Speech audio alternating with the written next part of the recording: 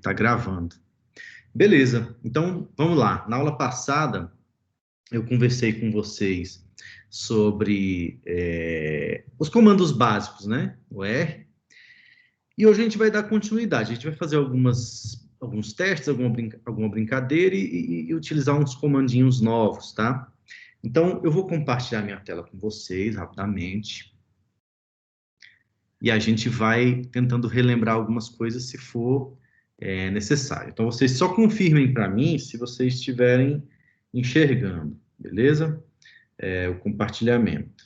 Eu vou tentar acompanhar aqui também pelo meu iPad, que às vezes eu vou trocar, né? Igual na aula passada. De vez em quando eu vou colocar a tela do iPad para poder escrever alguma coisa e tal.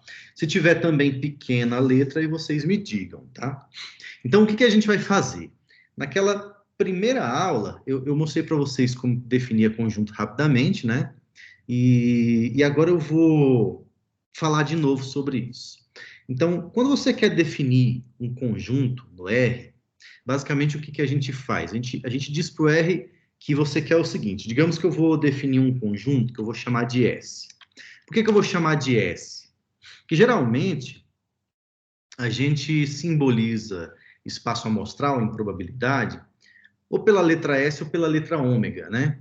Mas aqui no R a gente não lida muito com letras gregas, então eu vou chamar de S.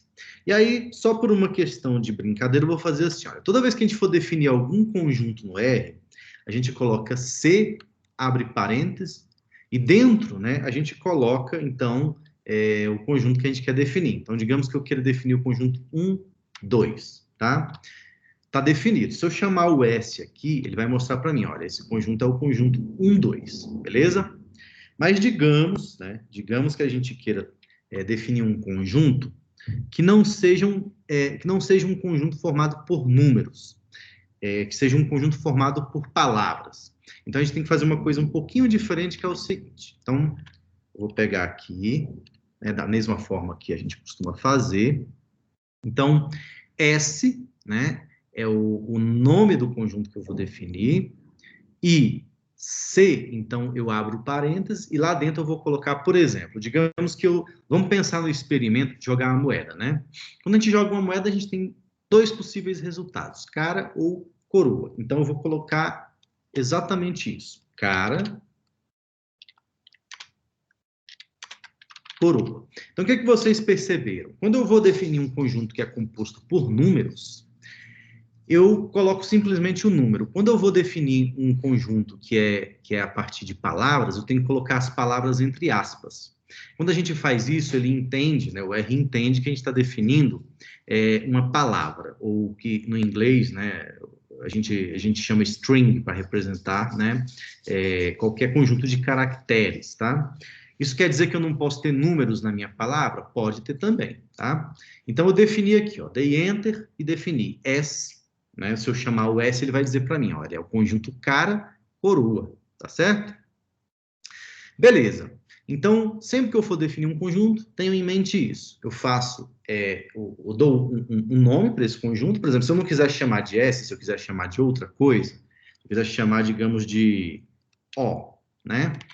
Então, eu digo O é o conjunto. Aí, digamos que eu não quisesse falar cara, coroa, eu quisesse simbolizar assim, olha, eu vou dizer que é caras K, e vou dizer que é coroa C, né?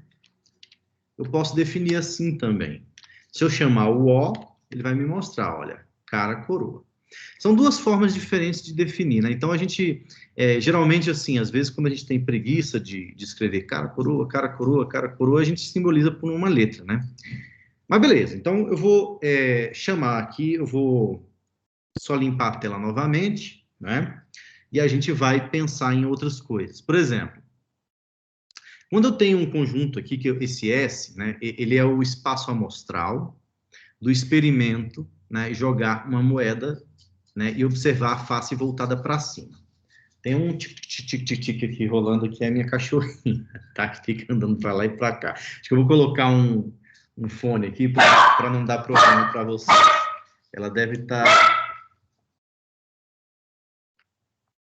Ela deve estar vendo sentindo alguém ali, algum vizinho, alguma coisa, ela começa a latir, andar para lá e para cá. Mas beleza, então cara e coroa, né, é nosso espaço amostral. Aí digamos que eu queira testar, né, meu espaço, eu vou selecionar alguns conjuntos dele, né. Então, se eu pegar aqui, olha, por exemplo, S e colocar entre colchetes, né, 1, ele vai pegar o primeiro elemento do meu conjunto. Então, por exemplo, o que é o S1? É cara. Se eu colocar S, colchetes 2, ele vai pegar o segundo elemento do meu conjunto, coroa, tá certo? Então, são formas de observar elementos específicos, tá? Do meu conjunto. Uma outra coisa bastante interessante de se fazer é a gente utilizar um comando que chama-se sample. O que é sample? Sample, no inglês, é amostra, ou seja, selecionar um pedaço do meu espaço.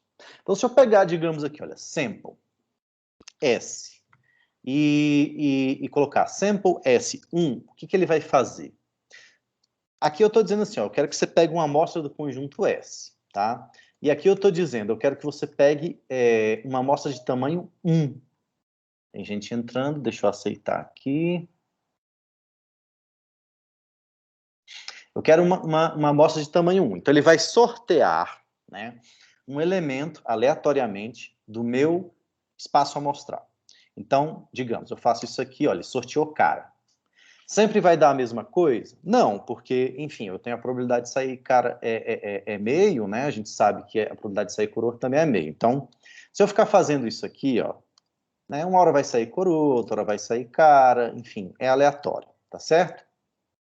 Se eu der um sample 2, ele vai selecionar 2 elementos do espaço amostral aleatoriamente. Então, digamos, eu dou um sample 2, ele selecionou coroa, cara. Eu dou o sample 2, agora ele selecionou cara, coroa. E vai ficar nessa, coroa, cara, cara, coroa, né? Então, como é aleatório, né, vai acontecer dessa forma. Agora, o que acontece? Se eu colocar aqui, ó, sample, deixa eu limpar a tela só para ficar mais fácil para a gente. Se eu colocar sample S3, ele vai dar um erro. Por quê? Ele vai dizer assim, olha, o meu conjunto é menor do que a amostra que você está pedindo, né? E ele ainda diz aí, ó, não dá para selecionar uma amostra maior do que a população, né, quando replace equal false. O que é replace equal false? Ele está dizendo o seguinte, que você está pedindo para selecionar elementos sequencialmente do espaço amostral sem repor. Então, por exemplo, digamos que eu tenho vamos pensar numa outra situação, tá?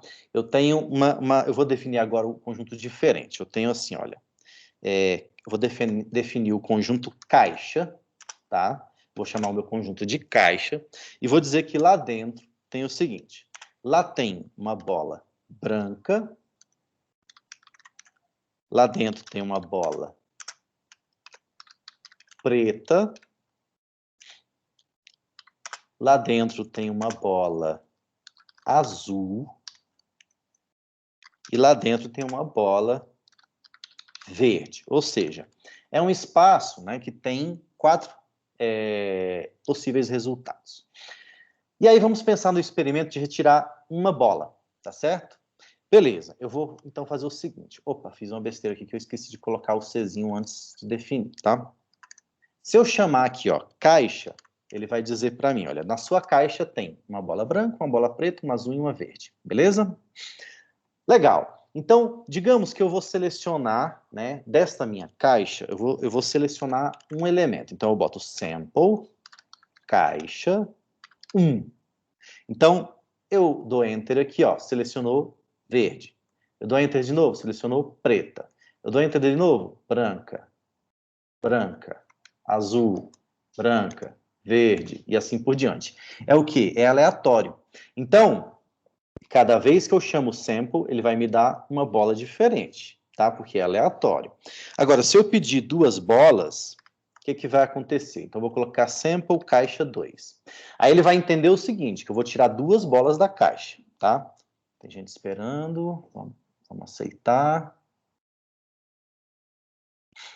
Então, eu estou esperando, eu estou dizendo para ele assim, ó, agora eu vou retirar 2 bolas, tá certo? Então, o que, que vai acontecer? Ele vai lá e tira, ó, saiu preta e azul, saiu verde e preta, saiu azul e verde, saiu branca e verde, saiu verde e azul. Percebam o seguinte, nunca sai bolas repetidas. Por quê? Porque ele está entendendo o seguinte, eu tiro uma bola, eu não devolvo ela para a caixa. Ou seja, se eu tiro uma bola preta, né? Vamos pensar no último caso. Eu tirei uma bola verde. Se eu tirei uma bola verde, a segunda bola que eu vou tirar não pode ser verde. Por quê? Porque eu já tirei a verde, ela não pode sair mais, tá? Então, a próxima vai ter que ser o quê? Azul, branco ou preto. No caso, saiu azul. Beleza. Vamos fazer o seguinte, eu vou pegar um sample agora, caixa 3. Então, saiu verde, preta, branca, verde, branca, preta, azul, verde, branca, azul, azul, verde, branca, preta, azul, verde, preta. Vejam, nunca sai repetido, tá? De novo, vou pegar agora um sample 4, ou seja, vou tirar todas as bolas, né, em sequência. Branca, azul, branca, verde, azul, preta, verde, branca, azul, preta, preta, azul, verde, branca, azul, preta, verde, preta, branca, azul, e por aí vai. Ou seja, nunca sai repetido. Por quê? Porque eu estou indicando, né, o R dizendo para ele assim, ó, você vai selecionar uma bola de cada vez e você não vai devolver a bola, tá certo? Por padrão, ele faz assim, ele não devolve a bola. Se eu mandar selecionar 5, vai dar um erro. Por quê? Porque não tem mais bola dentro da caixa. Acabou. Né? Eu já tirei as 4, a caixa ficou vazia.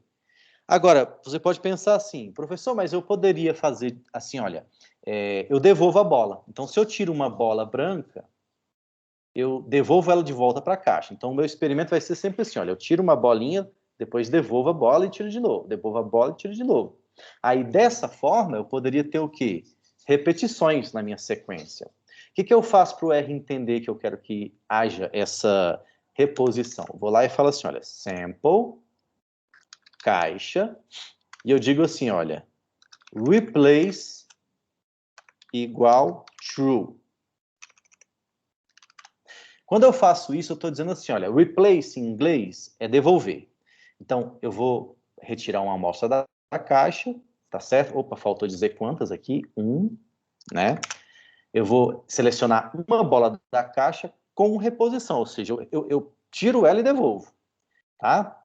Então, eu vou lá e aplico isso aqui. O que, que vai acontecer? Olha, saiu verde, saiu azul, saiu branca, saiu azul. Não vai fazer diferença, né? No caso, quando eu seleciono uma só. Quando eu seleciono 2, aí sim vai fazer diferença. Vejam só. Se eu colocar aqui, ó, 2, aí vai poder ter repetição. Ou seja, vai poder sair branca, branca, vai poder sair verde, verde. Ó. Então aqui saiu verde, azul, branca, preta. Uma hora vai repetir, olha, branca, branca. Tá vendo? Então, eu vou pegar e vou fazer assim, olha. Na minha caixa tem 4 bolas, né? Então, eu vou selecionar 4 com reposição, ou seja, devolvendo. Aí eu tenho azul, azul, azul, preta. Veja, repetiu azul 3 vezes, né? E aí, nesse caso, eu posso fazer quantas seleções eu quiser. Por quê?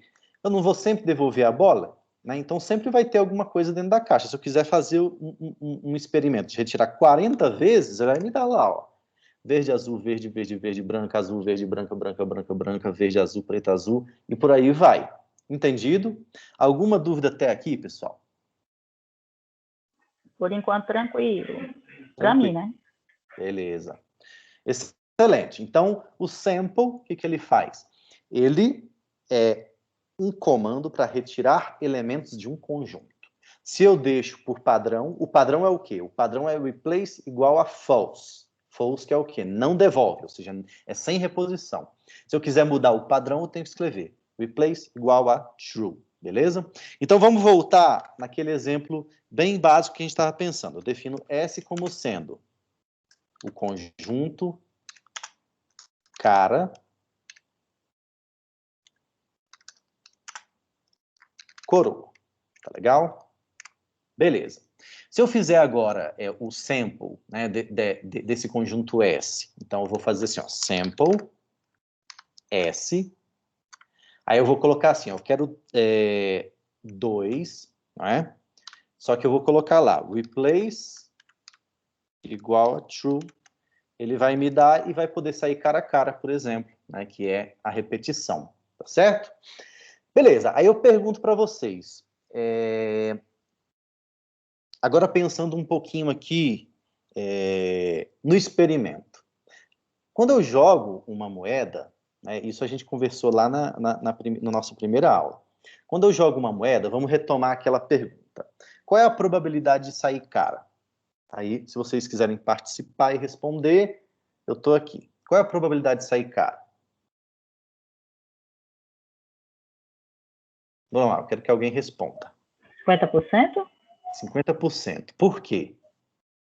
Porque só tem duas opções, cara e coroa? Então, não.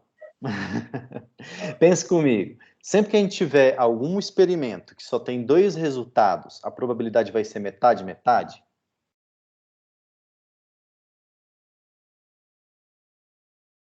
Por exemplo, digamos que eu tenho um jogo entre o Flamengo e o Vasco. A probabilidade dos dois times ganhar o jogo é a mesma? Hoje? Aí vão ter os torcedores, né? E vai falar assim, ah, não, aí calma aí, professor. Mas vamos lá, o Flamengo é um time melhor que o Vasco, então a probabilidade do Flamengo ganhar é maior, né não? O que vocês acham? Mas é cara e a coroa. Cara e coroa Mas não tem torcida. Cara e coroa não tem torcida, ótimo. Mas não é a torcida que faz o Flamengo ser mais favorito, vamos dizer assim. Por exemplo, se a gente colocasse o Flamengo e o Vasco para jogar 10 vezes seguidas, né, provavelmente o Flamengo ia ganhar mais jogos do que o Vasco, mas o Vasco iria ganhar também. O Flamengo não ia ganhar todas. Quando a gente joga uma moeda, né, quanto mais vezes a gente jogar essa moeda, mais próximo a gente vai chegar à probabilidade verdadeira, concordam? Então, por exemplo, se eu jogo uma moeda uma vez só, pode sair qualquer coisa. Pode sair coroa, pode sair cara, concorda? Então eu vou fazer uma sequência aqui, olha. Cara, coroa, cara, cara, cara, cara, coroa. Veja, saiu cara, cara, cara. Se sair cara, cara, cara, quer dizer que é mais provável sair cara do que sair coroa? Sim. Não. Simplesmente o que aconteceu? Foi um acaso, né? Aconteceu de sair cara 4 vezes seguidas. Mas se eu repetir esse experimento 1000 vezes, provavelmente vai ser muito difícil disso acontecer. Vamos ver o que acontece aqui com o nosso problema. Por exemplo, quando eu faço assim, olha, eu vou pegar e vou fazer aqui o seguinte, eu vou jogar a moeda 2 vezes. Então, eu jogo a moeda 2 vezes, beleza? Coroa cara, tá certo? Então, o que aconteceu? Saiu coroa cara. Exatamente metade das vezes saiu coroa e a outra metade saiu cara, né? Isso quer dizer muita coisa? Bom, eu só joguei 2 vezes, não quer dizer muita coisa, né? Se eu jogar isso aqui de novo, olha, saiu coroa, coroa, então quer dizer que a probabilidade de sair coroa é 100%? Não, né? Veja, na primeira vez saiu cara, coroa, cara. Metade das vezes saiu coroa, metade das vezes saiu cara. Né? Na segunda vez saiu coroa, coroa, ou seja, metade das vezes saiu, todas as vezes saiu coroa. Mas quer dizer que não poderia sair cara? Não. Então, como é que a gente se aproxima da probabilidade verdadeira de um experimento? É testando ele muitas vezes. Concordam? Como é que você sabe se você, por exemplo, como é que você sabe que um atleta é bom? Né? Se você tivesse um atleta, né, e falasse assim, olha, vamos pensar num exemplo específico, né? Um atirador, né? Que ele pega lá um arco, né? Vocês já viram nas Olimpíadas, ele pega o arco, o objetivo dele é acertar o alvo. Como é que você vai decidir se esse cara é um bom arqueiro? Se ele acertar de cara no centro do alvo, você vai dizer assim, ele é bom arqueiro? Digamos que você tem 2 arqueiros lá, um acerta no centro do alvo e o outro acerta perto do alvo, mas não no centro. Você vai dizer com base em um tiro só que o primeiro é melhor do que o segundo? Não, você vai querer ver mais vezes, né?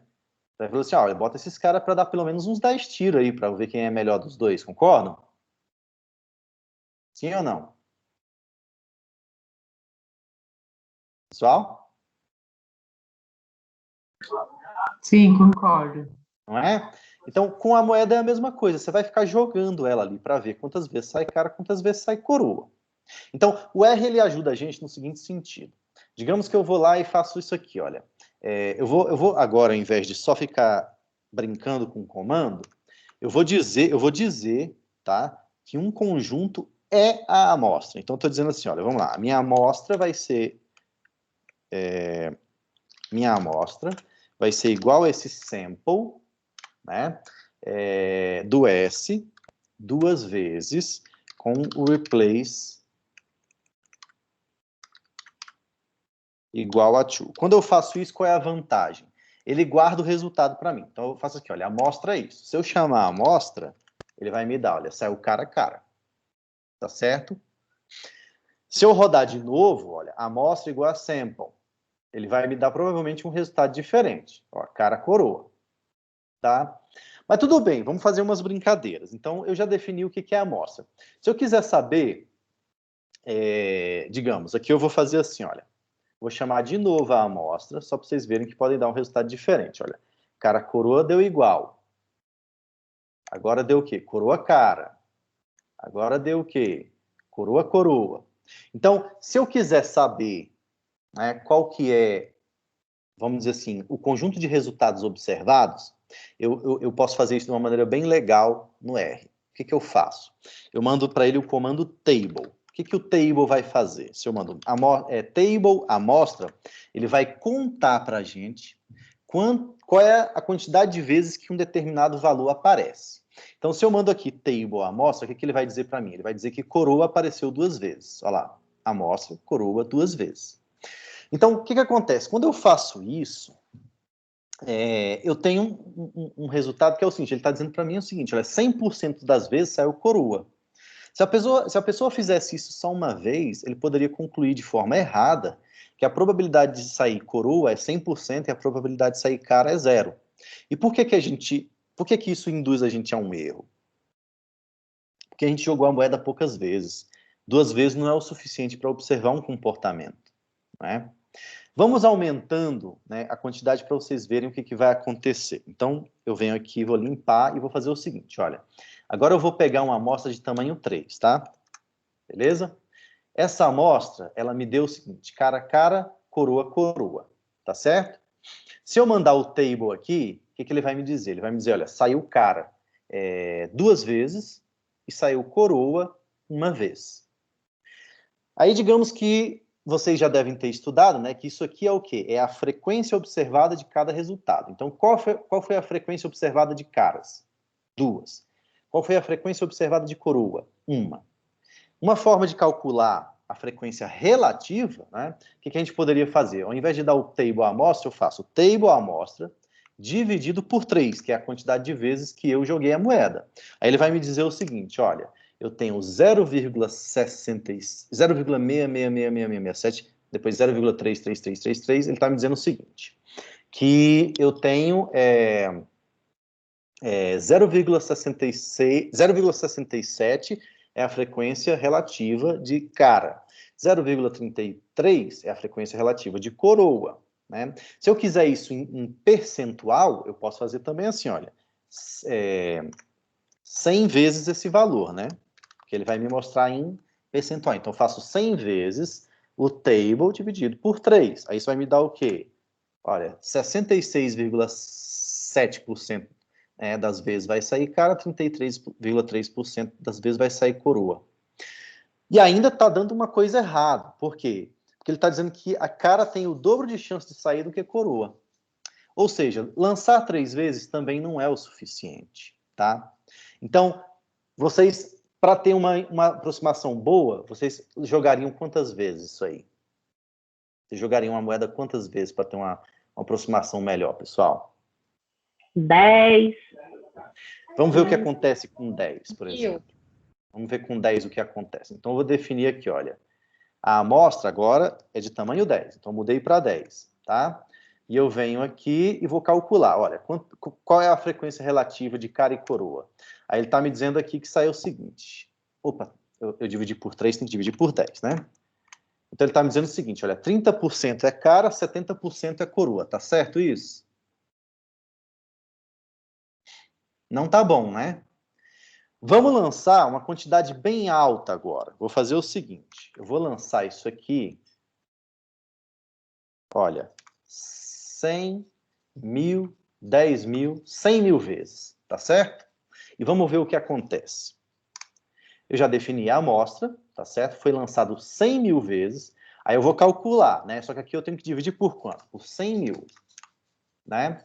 E vamos ver o quanto que ele vai dar para a gente de frequência relativa. Olha só, 49,965, 50,035. Então, vejam, deu um valor muito perto de 50%, 50%, não deu? Aí você vai falar assim, pô, lançar 100 mil vezes, com certeza vai me dar um valor bem mais próximo da realidade do que lançar 10 vezes, concordam? Então, vamos lançar 1 milhão de vezes. E eu vou fazer a mesma coisa aqui, só que eu vou dividir por 1 milhão, tá?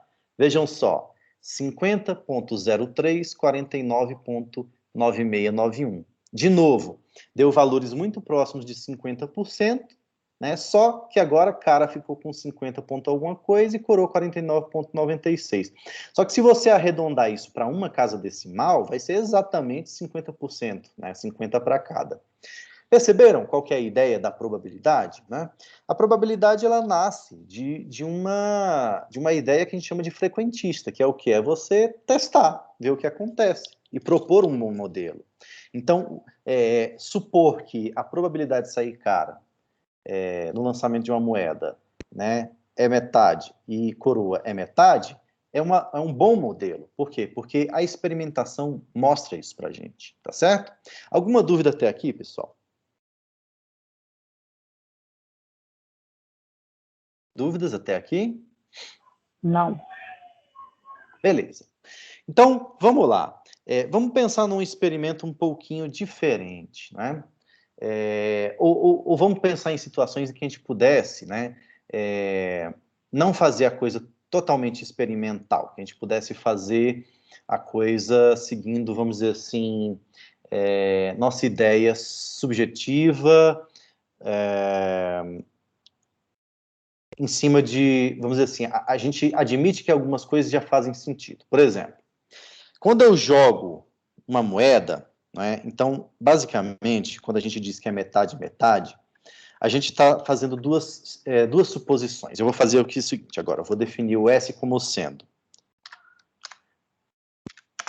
cara, né, eu vou usar agora aquela notação que a gente, da matemática, gosta de utilizar. Cara para cara e C para coroa. Opa, coloquei errado aqui. E C para coroa, tá? Agora tudo bem, então eu defini S dessa forma. Se ao invés de fazer essa coisa de ficar jogando e repetindo, eu assumisse, né, que os elementos do meu espaço amostral têm a mesma probabilidade de acontecer, né, por quê? Porque agora a gente viu que faz sentido supor isso. Como é que eu calculo a probabilidade de sair cara? Eu simplesmente faço o seguinte, eu tenho um cara, né, no meu espaço amostral uma vez, então eu faço 1 dividido por 2, que dá 0,5, que é 50%. Essa foi a conta que vocês fizeram. Esse tipo de espaço, né, que a gente diz que os elementos têm a mesma probabilidade de acontecer, a gente diz que eles são espaços amostrais equiprováveis. Tá? Então aqui eu poderia fazer a mesma coisa que a gente fez lá com o table da amostra, só que eu poderia fazer assim, olha, table S dividido por 2, e ele vai me dizer, olha, então eu tenho 50% para coroa e 50% para cara. Vejam que apareceu coroa-cara ao invés de cara-coroa, como a gente definiu. Por quê? Porque o R, ele apresenta sempre em ordem alfabética, tá legal? Alguma dúvida até aqui, pessoal? Então, vamos pensar num outro probleminha. Digamos que agora eu estou interessado em responder a seguinte pergunta. Quantos são os possíveis subconjuntos de um espaço amostral? Como é que a gente faz essa conta? Então, vamos lá. E primeiro eu vou perguntar para vocês, o que é um subconjunto? O que é um subconjunto, pessoal? É um conjunto dentro de um conjunto? Isso. É um conjunto que, né, está dentro de um outro conjunto. Então, por exemplo, se eu digo assim, olha, cara sozinho é subconjunto do S, Por quê? Porque cara está dentro do S. Coroa é um subconjunto do S? Por quê? Sim. Porque coroa está dentro do S. Então, quantos são os subconjuntos do S? 2. 4. Por que 4? Ah, entendi agora. Por que 4? Que pode aparecer só cara, só coroa, cara, coroa. Cara... Eu acho que não é mais, não. Não, você está pensando uma coisa um pouquinho mais complexa, que são os Tá. possíveis resultados quando você joga 2 vezes. A Pensa probabilidade. só, todo conjunto, o que é o conjunto vazio? O vazio é um conjunto que não tem nada, concorda? Então, o vazio, ele é subconjunto de qualquer conjunto, concorda? Então, o vazio é subconjunto desse espaço S aí. E o S também é subconjunto dele mesmo. Por quê? Porque o S não está dentro do próprio S. Se eu perguntar assim, cara-coroa está dentro do conjunto cara-coroa? Tá. Então, sempre, né, qualquer conjunto, quando a gente for pensar em subconjuntos dele, ele tem o vazio como subconjunto e o espaço todo também. Então, quais são os subconjuntos aqui no caso? Vai ser o vazio. Eu posso só acrescentar uma coisinha rapidinho? Pode. É o seguinte, gente, a gente falou no curso sobre o evento. O James está falando de conjunto vazio e do conjunto todo com cara e coroa. Lembrem do conceito que a gente falou sobre evento improvável ou evento impossível e o evento certo. Então, assim, o que é um evento certo? Quando eu lanço uma moeda, o que é um evento certo? É o que o James estava falando, é o espaço amostral todo. É da cara ou coroa. Esse é o evento certo. Tem 100% de chance de acontecer, porque uma moeda só tem 2 lados, a cara ou a coroa. E a gente vai entender o conjunto vazio como um evento impossível. É como se eu falasse assim, qual é a chance de eu jogar uma moeda e sair o número 3? Aí, assim, o número 3 dentro do espaço amostral não existe. Então, a gente vai entender isso como sendo o quê? Vazio. Então, esse seria o evento impossível. Tá certo? Só para trazer para o que eu e o Emerson falamos para vocês no início. Aí o James está falando sobre quais são as possibilidades de conjuntos que podem acontecer, mas eu queria só trazer esses 2 principalmente, porque a gente falou bastante deles, porque eles estão dentro das habilidades que vocês têm que desenvolver. O que é o evento certo? O evento certo é quando você está dizendo que é o próprio ômega que vai acontecer. Então, quando eu lanço uma moeda, o que vai acontecer? Aí você fala, pode dar cara ou coroa. Então, esse é o evento certo. E o que é evento impossível? É quando você lança uma moeda e você diz que vai sair uma coisa que não tem como acontecer. Nesse caso, aí a gente vai chamar esse conjunto para dentro dessa estrutura do espaço amostral de um conjunto vazio. Eu não sei se ficou claro. Eu só queria acrescentar isso, James, desculpa. Muito bom. Obrigado. Outra coisa, então, beleza. Por enquanto, eu quero que vocês se lembrem desse detalhe, né? Todo conjunto, né? Todo espaço amostral ou conjunto tem também como subconjuntos o vazio e o espaço todo, né? Que é o próprio S. Então, no caso aí, nesse experimento, eu vou ter 4 possíveis subconjuntos. Quais são? O vazio, o cara, o coroa e o próprio S, que é o conjunto inteiro, tá certo? Eu escrevi aqui só em termos de ilustração para vocês. Beleza. Uma outra coisa legal para a gente pensar como que um experimento, como a gente determina o que é um experimento pode mudar o espaço amostral. Então, por exemplo, digamos que eu jogo uma moeda, agora não uma vez, eu jogo uma moeda 2 vezes. Qual é o espaço amostral desse problema? Quem pode dizer aí para mim? Vamos definir o espaço amostral desse problema.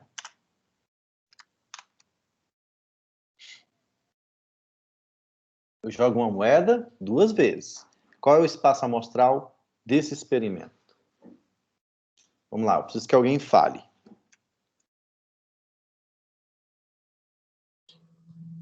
Pessoal?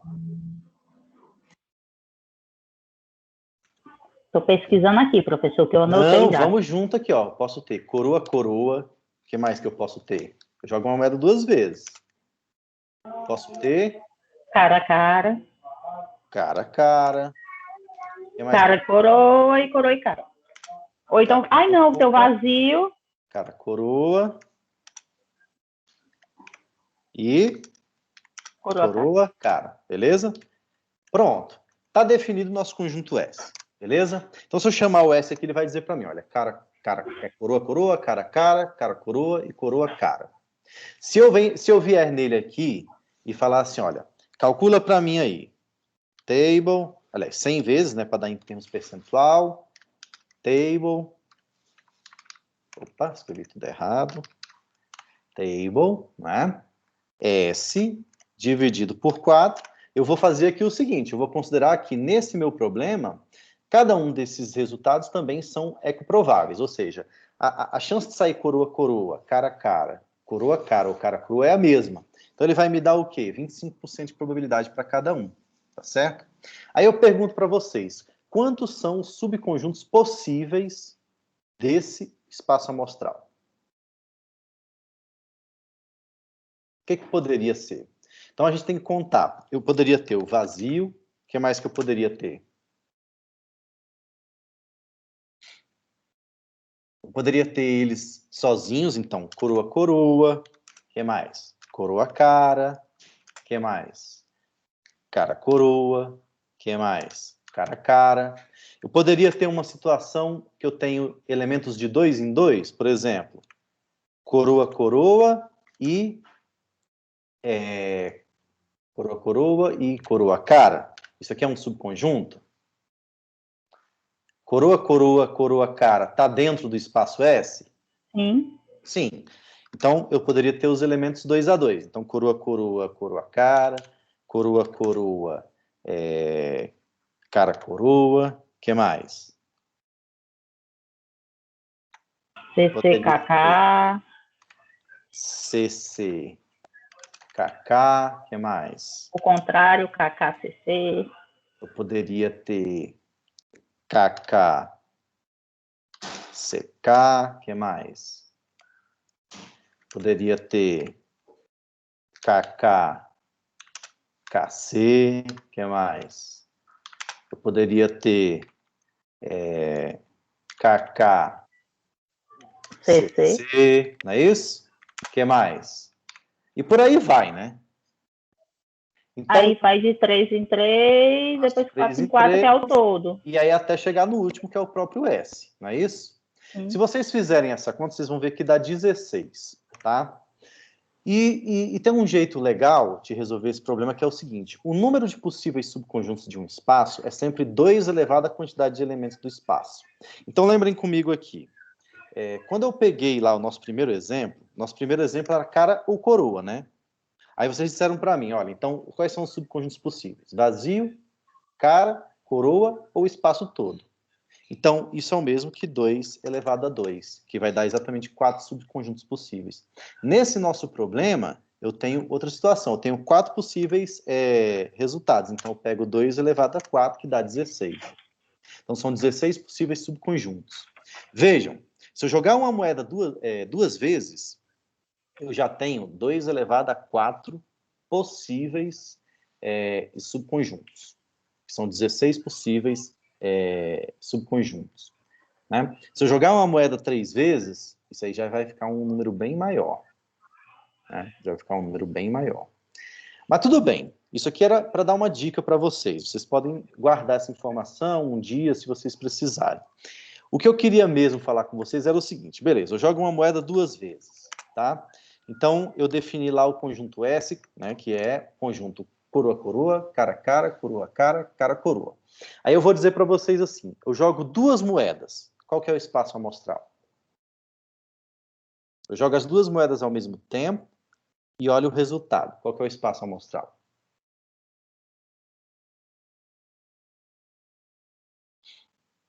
(16? Não, não é o tamanho do espaço amostral. Eu quero o espaço amostral, igual a gente fez nesse caso. Eu jogo uma moeda 2 vezes, o que eu posso ter? Coroa, coroa, cara, coroa ou coroa, cara. Agora eu estou dizendo o seguinte, eu não vou jogar uma moeda duas vezes, vou pegar duas moedas e jogar as duas de uma vez. Qual que é o espaço amostrado? A mesma? Então, as pessoas tendem a dizer que o espaço amostral é o mesmo, mas não é. Por quê? Porque quando eu jogo duas moedas duas vezes, se sair cara a cara ou coroa a cara, aliás, se sair cara a coroa ou coroa a cara, eu não tenho como saber a ordem que as moedas saíram. Então, aqui eu digo que o meu espaço vai ser coroa coroa, eu vou chamar assim, ó, de S0, tá? Vai ser coroa coroa, vai ser coroa cara e cara a cara. Acabou, tá? Opa, fiz uma bobagem aqui. Eu coloquei o C maiúsculo aqui sem querer. Opa. Ah, tá no caps lock. Ok. Então, aí vocês podem estar ainda pensando aí, poxa, mas aí sumiu o cara coroa? Não é que sumiu, é que coroa cara e cara coroa é a mesma coisa. Quando você joga as duas moedas ao mesmo tempo, né? E você pensa assim, bom, eu não sei qual moeda é qual. Vamos supor que elas são idênticas, não tem como diferenciar uma da outra, né? Então você nunca vai saber qual que é qual moeda. Então você não tem como saber o que é coroa cara e nem o que é cara coroa, tá? Então elas passam a ser a mesma observação. E isso vocês podem, enfim, brincar, né, com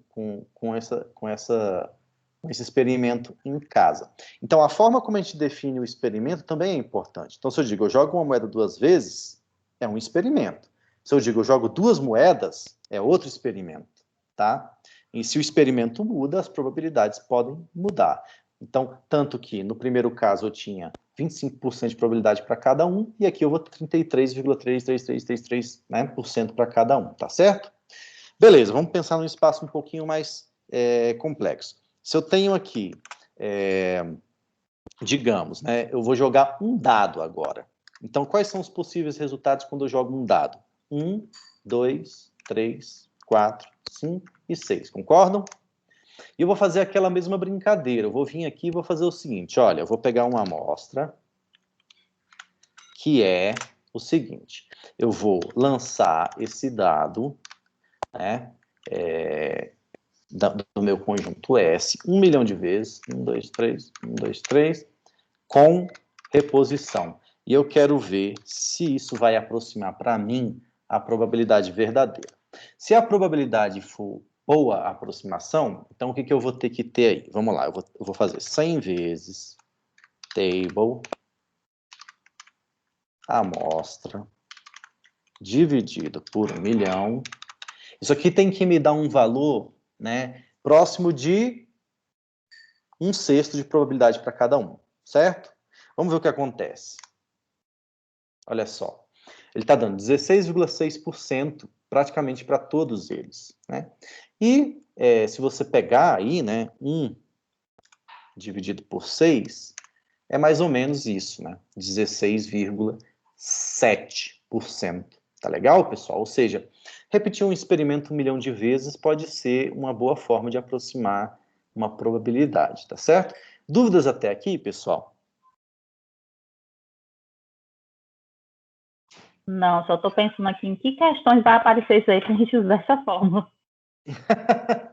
Não, aqui é para vocês brincarem, para vocês pensarem. A ideia não é dificultar nada para vocês, não, tá certo? Tudo certo até aqui, pessoal? Todo mundo compreendeu o que a gente fez até aqui? Beleza, então a gente teve alguns comandinhos aí para vocês aprenderem a fazer essas brincadeiras. Então, se vocês se interessarem pelo R, vocês vão perceber que é possível fazer coisas mais complexas, né? Fazer experimentos bem mais complexos do que esses que eu estou fazendo com vocês, né? E quem sabe, né, motivar estudantes de fazerem essas brincadeiras. Uma coisa que vocês poderiam fazer, por exemplo, é pedir o histograma, né? Eu acho que vocês já devem ter estudado isso com a Adri e o Emerson. Então, se eu pego o histograma da amostra, ele calcula para mim o R, olha só. Tá vendo? E ele está mostrando para mim que mais ou menos ali tem todos a mesma probabilidade de acontecer, tá certo? Vocês não precisam decorar isso aqui, não. É só um exemplo para vocês de como que as coisas são interessantes, tá? Beleza. Vamos pensar em outras coisas que o R pode oferecer para a gente. Então, eu vou definir alguns conjuntos e a gente vai pensar, né, em como calcular a probabilidade. Né, como calcular a probabilidade, como obter outras coisas interessantes, só que utilizando aquilo que vocês estudaram. Então, vamos imaginar que a gente tem um conjunto S.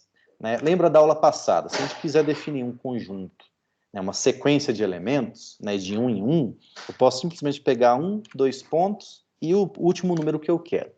Então, eu vou dizer o seguinte, o meu conjunto, o meu espaço amostral, tá, é um conjunto que vai de 1 até 25. Então, eu venho aqui e coloco 1, 2 pontos, 25. Se eu chamar o S aqui, ele vai me mostrar, olha, 1, 2, 3, 4, 5, até 25. Esse é o meu espaço amostral, tá certo?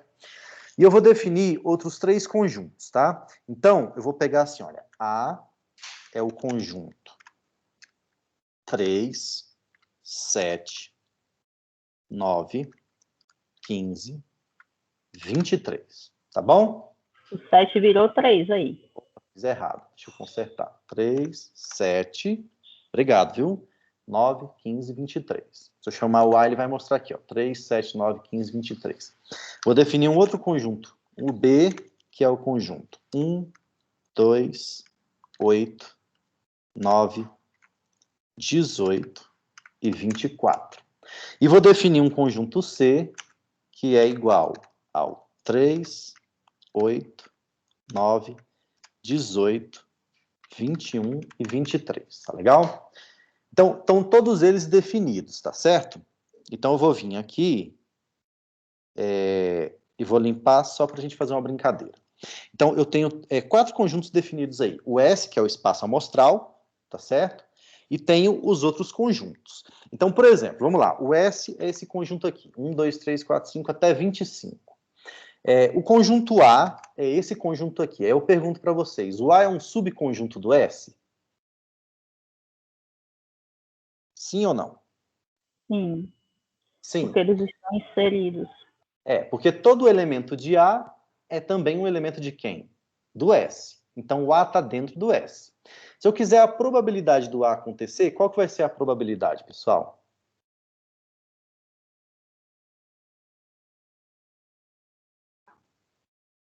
Cinco dividido por 26. 5 dividido por 25, né? Mas se contar 25 e 1 dá 26? Não, de 1 até 25. É 25. Né? 25. Beleza, então você está dizendo, olha, 5 dividido por 25 vai dar um... Opa, fiz errado. 5 dividido por 25, que vai dar 0,2, tá certo? Ou seja, é 20%. Tá certo? Essa é a conta? Sim ou não? Pessoal? Acho que sim. Né? Aí você pensa só, mas digamos que eu tivesse um conjunto muito grande, não desse para fazer isso aí. Uma forma legal da gente saber o tamanho dos conjuntos é chamar o comando length. Né? O que é length? Length é comprimento, é tamanho em inglês. Então, se eu chamar aqui, ó, length S, ele vai me dizer, olha, o tamanho de S é 25. Se eu chamar length A, ele vai me dizer, o tamanho de A é 5. E aí eu posso calcular a probabilidade assim, olha, daquele jeito que vocês aprenderam. É o número de elementos no meu evento de interesse, dividido pelo número de elementos no meu espaço amostral. E ele vai me dar o mesmo resultado. Entendido? Então, se eu quiser calcular a probabilidade do B, o que eu faço? Eu faço a mesma coisa, só que no lugar do B do A eu coloco o B. Aí ele me diz, olha, a probabilidade é 24%. Por quê? Porque o B tem mais elementos do que o A. O B tem 6 elementos. Né? E se eu quiser calcular a probabilidade do C, eu faço a mesma coisa. Eu venho aqui, ó, length C dividido por length S, que também dá 0,24. Por quê? Porque o C também tem 6 elementos. E vejam, o B e o C, tanto o B quanto o C, também são subconjuntos do S. Concordam? Por quê? Porque todos os elementos deles estão aonde? Dentro do próprio S. Tudo certo até aí, pessoal? Sim. Beleza. Então, o que a gente fez? A gente calculou a probabilidade do A, que é 20%, calculou a probabilidade do B, que é 24%, e calculou a probabilidade do C também, que é 24% também. E aí a gente pode ter outras coisas interessantes. Por exemplo, vamos lá, vamos gravar alguns resultados aí. Primeiro, a gente já sabe que a probabilidade do A é 20%, a do B é 24% e a do C é 24% também.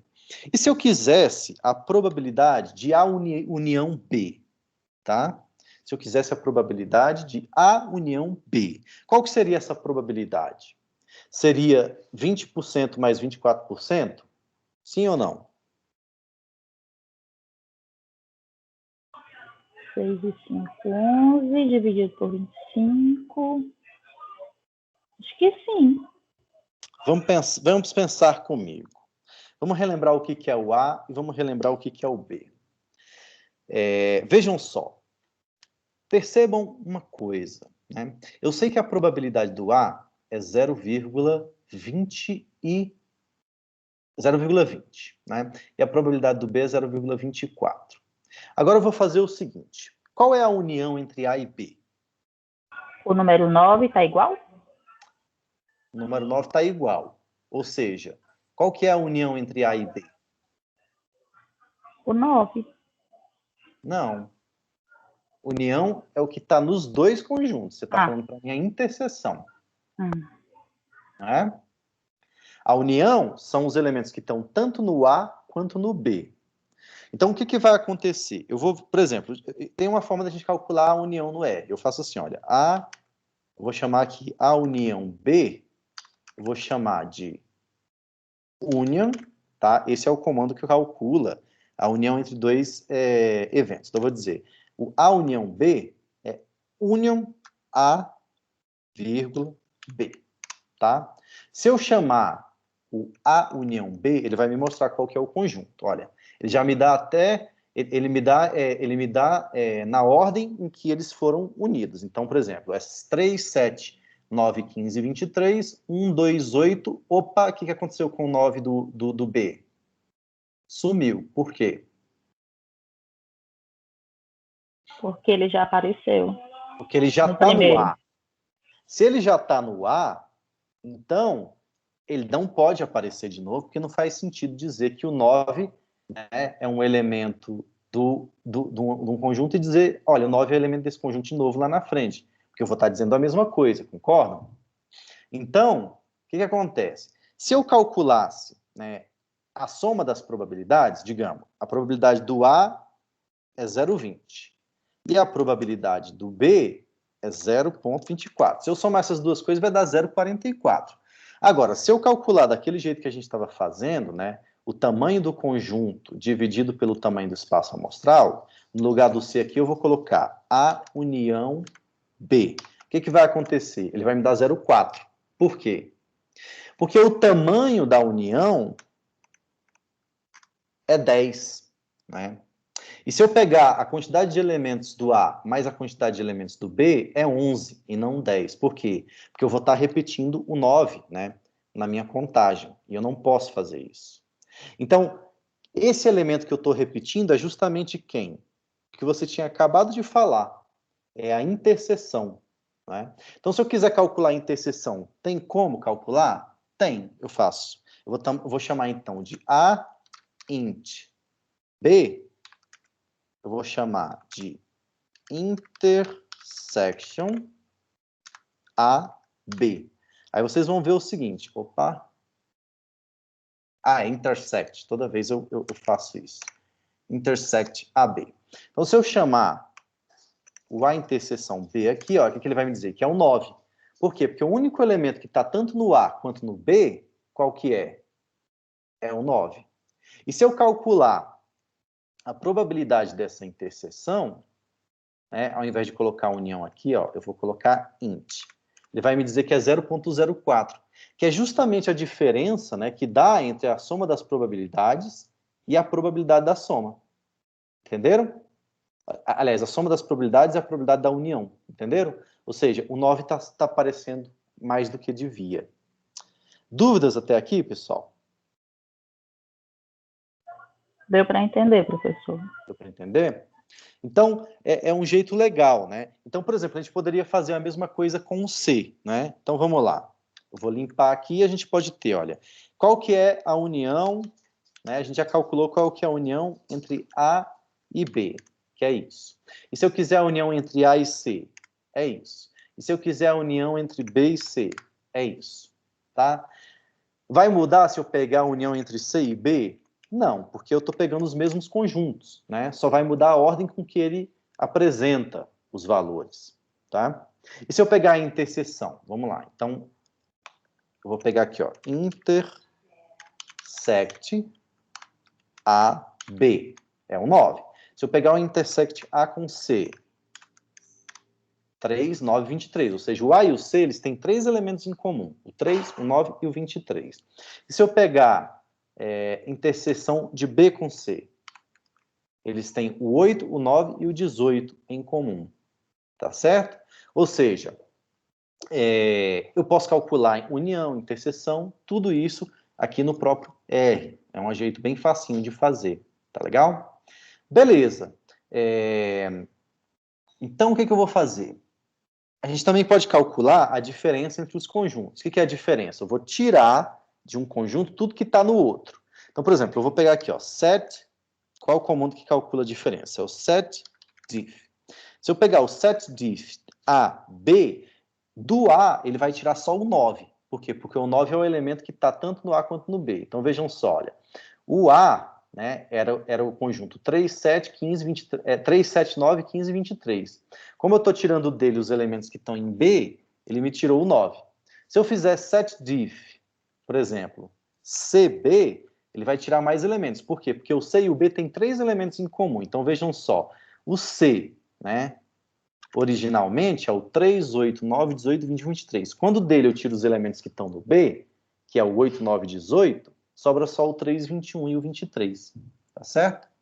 Então, esses são comandinhos interessantes que eu acho que é legal para vocês aprenderem, de repente, mostrar para os alunos. Por quê? Digamos que você tivesse o seguinte, olha, eu vou imaginar agora um conjunto bem mais complicado, tá? Eu vou dizer que o S agora é o conjunto de 1 até 1000, tá certo?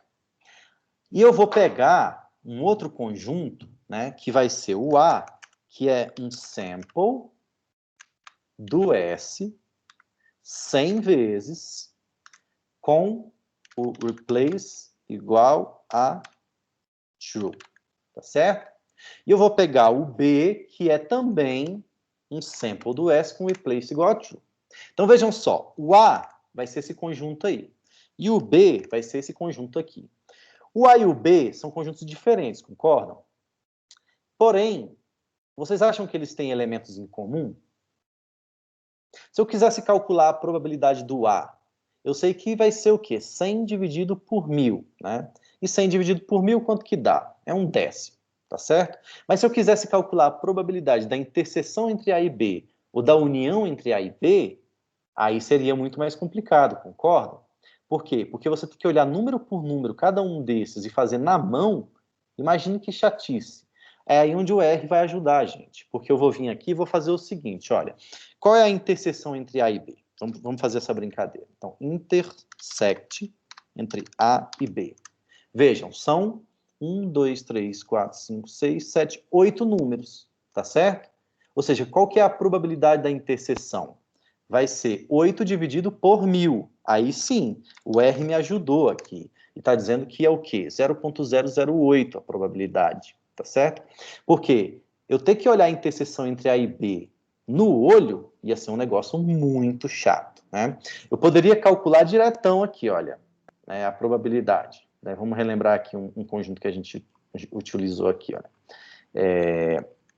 Vou colocar o tamanho, né, do intersect entre o A e o B dividido pelo tamanho do meu espaço. E ele vai ter que dar a mesma coisa, 0,008.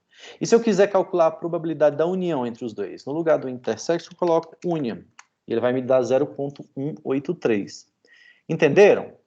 Então, o R vem à nossa ajuda aqui, né, para resolver problemas super, vamos dizer assim,